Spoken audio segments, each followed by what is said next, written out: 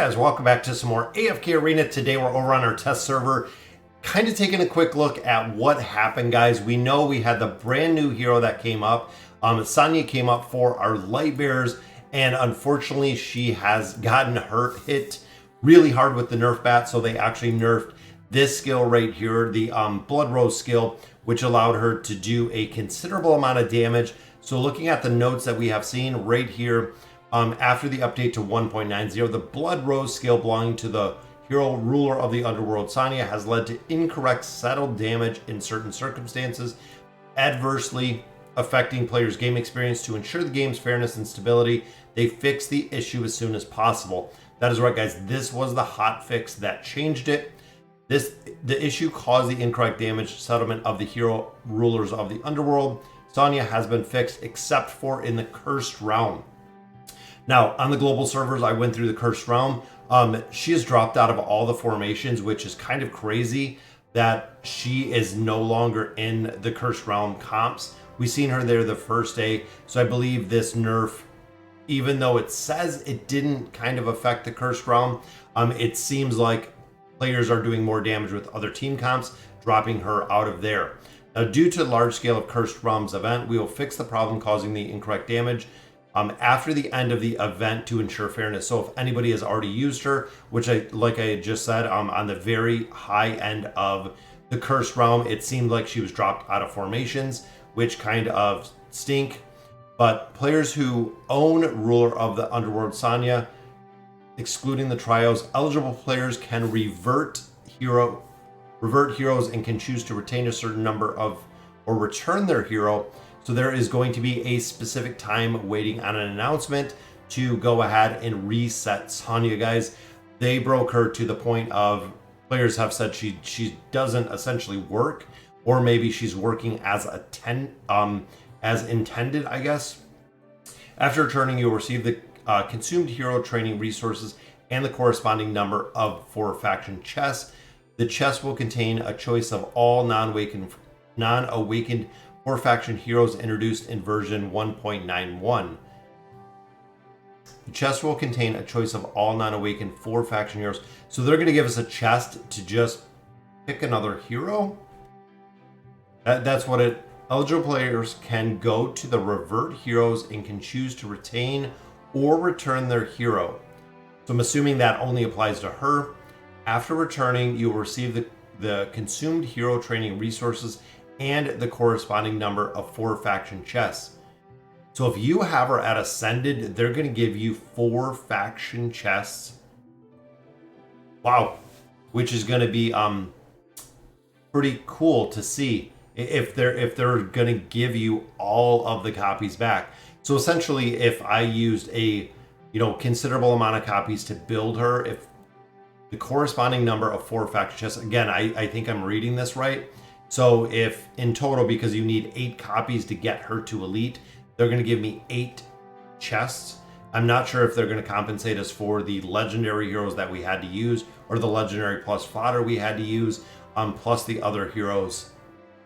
That's going to be interesting to see exactly how they do this. We're extremely sorry for the trouble and inconvenience caused to all adventurers and offer 600 diamonds as compensation. Thank you for understanding. So we're going to have to wait and see exactly what this looks like. On my FHG account, we built her to Ascended. We got the avatar frame. I'm wondering if resetting this is going to take away the avatar frame as well. The moving avatar frame that she looks super sad in. But again, that'll be pretty interesting to see exactly what they do with this, guys. So this is the reason, and this is one of the absolute primary reasons, guys, why I say to wait to build a hero. This is actually the first time that Lilith has given us a reset or a do-over for a hero. I know there was a couple adjustments when Lucretia came out, but this is almost a complete rework. So if you did build Sonya, they're going to give you the ability or the option to reset her entirely, because of the skills and abilities that they adjusted. Again, guys, this was the adjustment. This is what they changed. How this works is where the difference was, because when we went through the arena of trials, We went through here, we did all of them. She topped the damage meters. Every single battle, she was #1 in the damage meters. Even when we went through and we did the guild trials, so when we went through here, max out the guild trials, the exact same. She was very, very high, if not the absolute top when it came to the guild trials. I did the video for, I believe, the 670 levels. That video, a lot of players have figured out exactly what formations work within there. They posted all of the comments down below to go ahead and continue and finish those guild trials. I know, again, the original team comps within that video does not work, and I apologize. Didn't know the nerf to her was coming, and the nerf was going to affect her very, very as bad as it did. But looking at Lightbearers in general, guys, this is one of the factions that lack tanks. We have the Maulers that really lack the support because we only have really Nemitsu. In here, we lack the tanks. So out of here, we do have Lucius, we do have Hendrik.